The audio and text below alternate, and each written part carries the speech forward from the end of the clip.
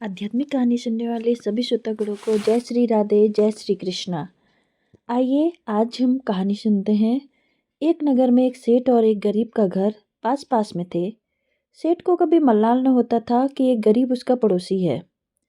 गरीब की बेटी, जिसका नाम रुक्मणी था, सयानी हो चुकी थी।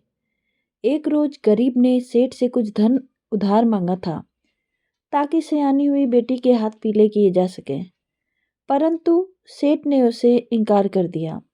उसी रात सेठ के घर के एक चोर घुस आया। अभी तक सेठ और सेठानी सोए नहीं थे तो चोर वहीं दुबक कर बैठ गया।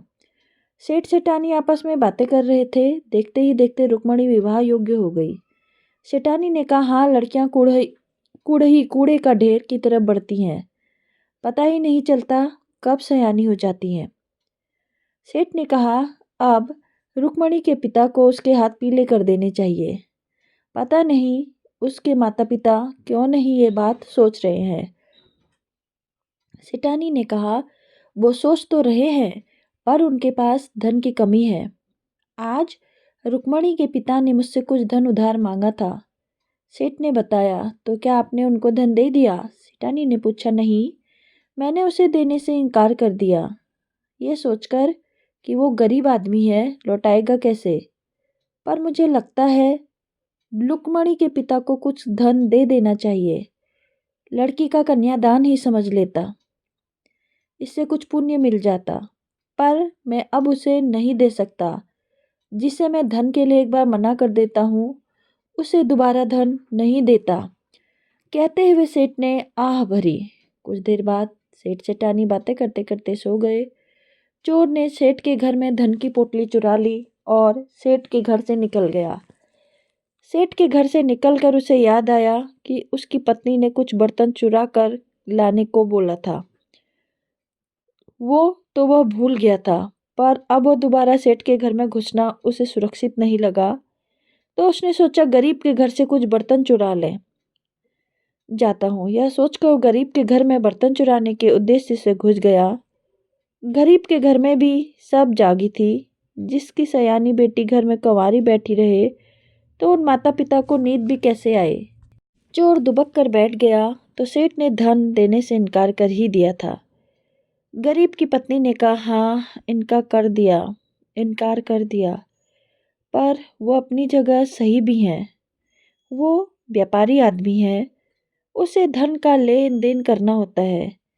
हम उसे समय पर धन न लौटा पाए तो उसके व्यापार की पूंजी अटक जाएगी। अब उसे भी अपना सोचना होगा। गरीब ने ये कहते हुए ठंडी आह भरी।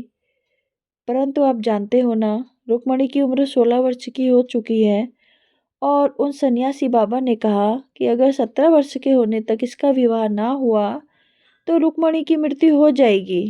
रुक्मणी को 17 वर्ष की होने से पहले केवल 4 मास शेष बचे हैं। नहीं तो हमारी इकलौती बेटी हमें बुढ़ापे में बेसहारा छोड़कर भगवान को प्यारी हो जाएगी।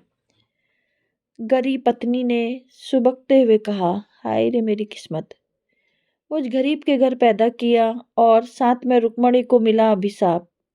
मैं क्या करूं, कहाँ से धन लाऊं?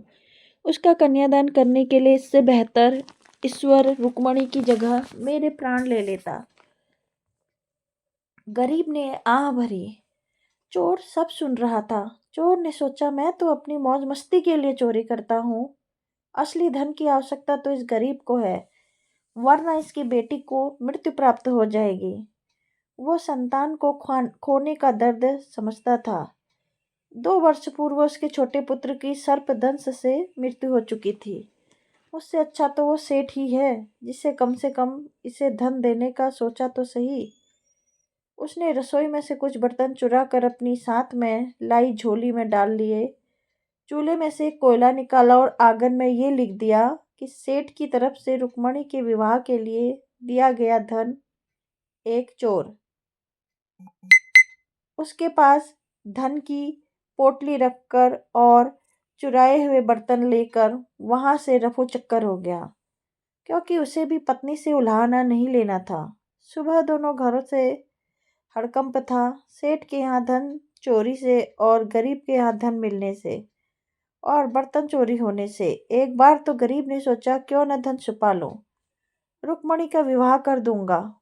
फिर उसने सोचा कि लोग पूछेंगे तो क्या कहूँगा, धन कहाँ से आया और लोग शक करेंगे। सेठ के घर मैंने चोरी की है, मुझसे अच्छा तो वो चोर ही अच्छा निकला जो मेरी व्यथा सुनकर चुराया हुआ धन रुक्मणी के विवाह के लिए छोड़कर चला गया।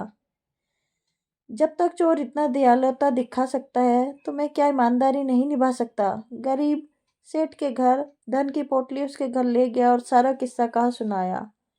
सेठ को अपने घर लाकर चोर की लिखी हुई बात भी पढ़वाई। सेठ ने सोचा एक चोर इतना अच्छा हो सकता है, चुराया हुआ धन इस गरीब की बेटी के विवाह के लिए छोड़ा जाता है और कहता है कि सेठ की तरफ से है, तो क्या मैं इस गरीब की बेटी के लिए कुछ धन नहीं दे सकता। उसने गरीब को उस पोटली में से आधा धन दे दिया और कहा, ये लो, ये धन रुक्मणी के विवाह के लिए है और इसे लौटाने की भी जरूरत नहीं है। यह सुनकर गरीब बोला, सेठ जी आप बहुत अच्छे हैं। अच्छा, ना मैं हूँ ना तुम हो, अच्छा तो वो चोर था जिसने रुक्मणी के विवाह की व्यवस्था कर दी। मेरे पास धन होते हुए भी मैं तुम्हें न दे सका और वो चुराया हुआ धन भी दे गया। काश ऐसे अच्छे चोर और भी हों। सेठ जी ये कहते हुए गरीब को गले से लगा लिया। दोस्तों अगर आपको कहानी पसंद आए तो चैनल को लाइक से सब्सक्राइब जरूर करना और कमेंट बॉक्स में जय श्री राधा